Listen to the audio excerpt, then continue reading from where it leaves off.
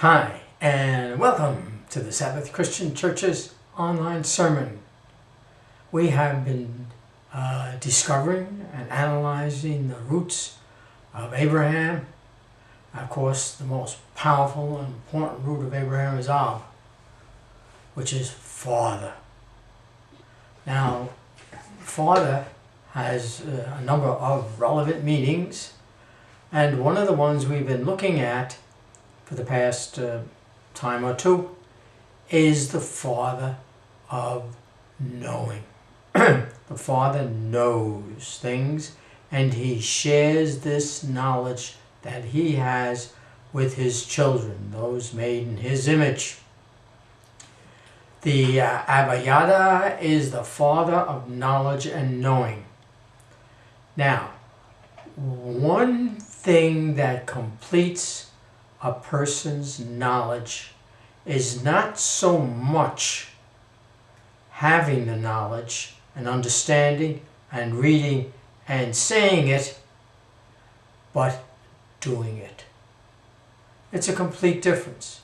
Talk about just about anything that goes on. Until it's done, one does not have a complete appreciation of the knowledge. One could learn about the skill in playing tennis, how to hold the racket and everything. And maybe look at pictures of people doing that and all that kind of thing.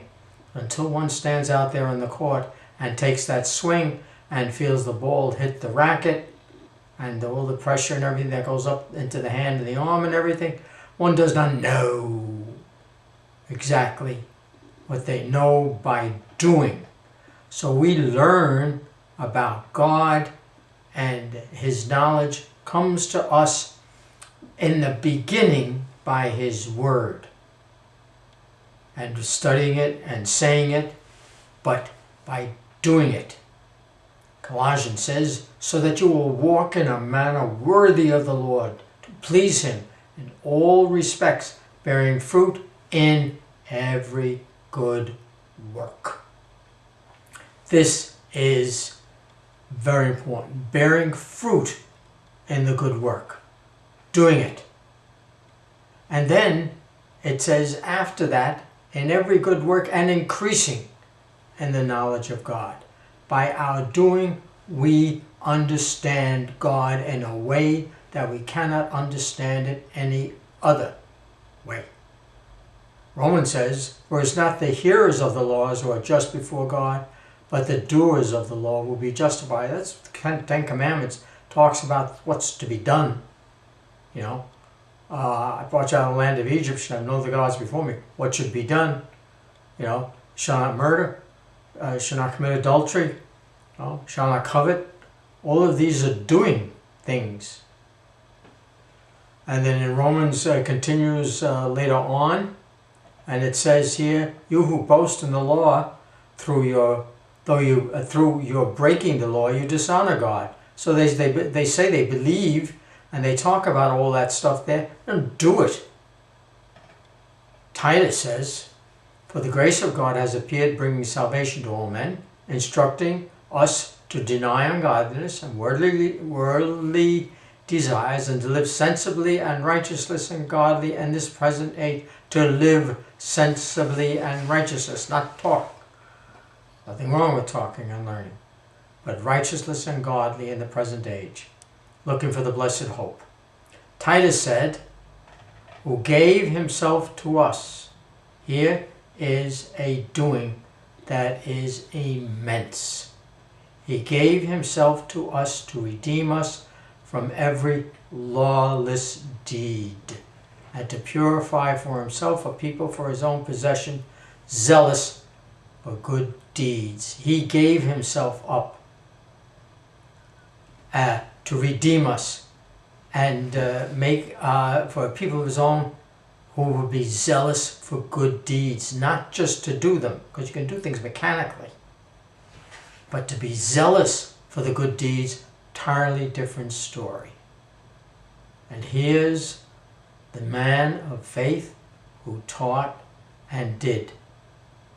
He went away a second time and prayed, saying, My Father, if this cannot pass away, unless I drink it, your will be done. What's this drink that he had to go through?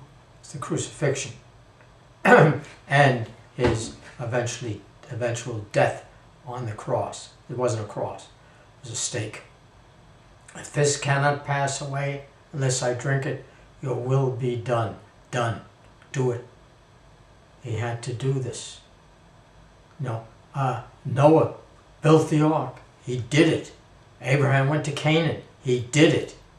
Abraham was willing to sacrifice his son. He did it out of faith.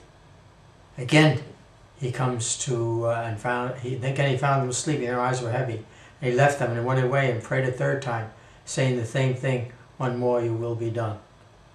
Mark says it this way: Abba, Father. And the Abba is a more close sense. It's a father, but it's a sense of father who's really, really close and in touch. Daddy, we might say in English. Abba, Father, all things are possible for you. Remove this cup from me. Please, I don't want to have to show my faith this way. He knew what he was going to go through. He didn't want to do it. He did want to do it, but he didn't want to do it because he knew the excruciating pain and trouble that he would go through. It's going to be harmful. He said, yet, he said, not what I will, but what you will. A person that here was the man who was willing to give up his life. He didn't have to die. He didn't commit a sin. There was nothing in his way to go on living because the wages of sin is death. And he said, he did it. He'll do it. I'll do it. He said, I don't want to. I'll do it. And then in Luke he says, Father, if you are willing, remove this cup from me. He prayed again, please take this away. I don't want to do this. Take this cup away from me. When I have to go through this, we pray sometimes that way. I say, no, I don't want to do this. But he says, not my will, but yours be done. And he did it. He walked out there and he was arrested and taken and tortured. Unbearable torture. Not his will, but God's. Didn't need to do it.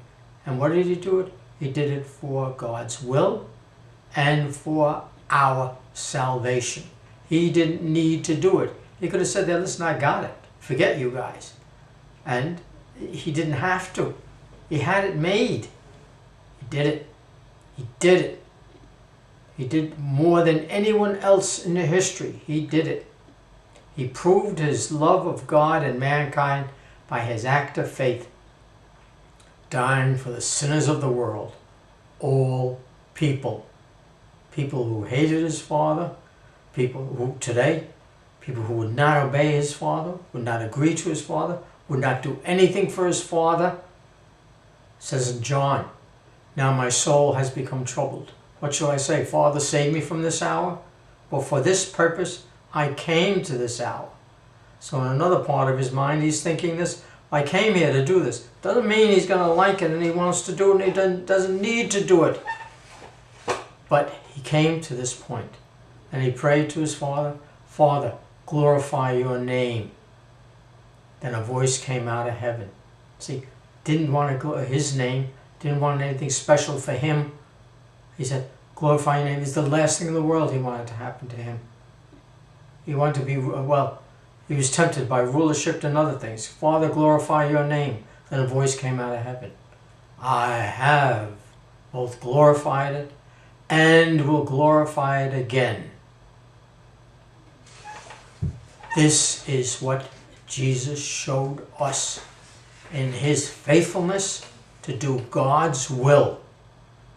Like all the other people in history did God's will. Jesus went beyond all of what they did for our salvation. And he wants us to follow in his footsteps, doing God's will. Amen. And thank you for watching and listening.